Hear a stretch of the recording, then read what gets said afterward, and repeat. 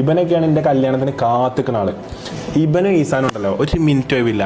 ഇപ്പച്ചി മാത്രം ആ കാര്യത്തിൽ ഡീസൻ്റ് കേട്ടോ. എന്നോട് ഇതുവരെ ചോദിച്ചില്ല എനിക്ക് എന്നാ കെട്ടണ്ടേ, എനിക്ക് കെട്ടണോ, എനിക്ക് കെട്ടാൻ മുട്ടി നിൽക്കണോ, എനിക്ക് കെട്ടണ്ടേ, ഒന്നും ഒരു ബുദ്ധിമുട്ട് എനിക്ക് ഇപ്പച്ചിൻ്റെ സൈഡിൽ നിന്നോ വലിയപ്പാൻ്റെ സൈഡിൽ നിന്നോ ഉണ്ടായിട്ടില്ല.